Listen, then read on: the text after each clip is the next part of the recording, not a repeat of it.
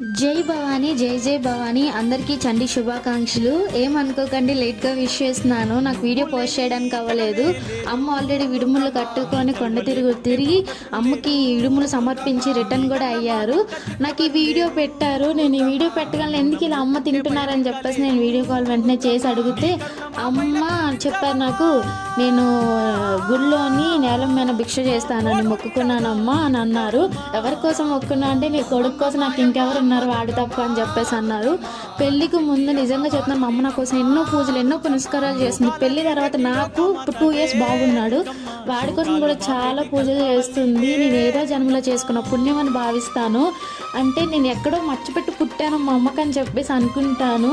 నేను పుట్టిన వెంటనే మా అమ్మ తన అదృష్టంగా భావించింది, ఒక ఆడపిల్ల దుర్గమ్మ నాకు పుట్టిందని చెప్పేసి ఆమె పేరే నాకు పెట్టుకుంది. సో నాకు కొంచెం కోపం ఎక్కువ అని చెప్పేసి, ఎక్కువ అవుతుందని చెప్పేసి భవానీ అని పేరు మార్చారు. నా పేరు ఆశ్రయని పేరు ఉదయ భవానీ అండి.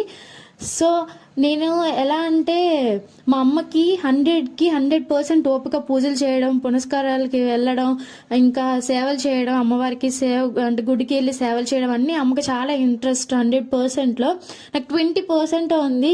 ఫ్యూచర్లో నేను మా అమ్మ అంత పూజలు చేయగలనా, మా అమ్మ అంత అంటే దేవుడి బట్టి నాకు ఉంటుందా అని చెప్పి నాకే ఒక్కొక్కసారి ఆలోచన వస్తుంది. ఏదో జన్మలో చేసుకున్న పుణ్యం, అంటే మన అమ్మలు మన కోసం ఇంత పూజలు చేస్తున్నారు, ఇంత పునస్కారాలు చేస్తున్నారు, ఫ్యూచర్లో మనకు అది ఉంటుందా, మనకు అంత ఓపిక ఉంటుంది, అంత భర్త ఉంటుందా అని చెప్పేసి అనుకుంటాను. సో మీకు ఎలా అనిపించిందో వీడియోస్ కామెంట్ బాక్స్లో కామెంట్ చేయండి. అలాగే నా ఛానల్ని సబ్స్క్రైబ్ చేసుకోండి. ప్లీజ్ సపోర్ట్ చేయండి. మంచి వీడియోస్తో మీ ముందుకు వస్తాను.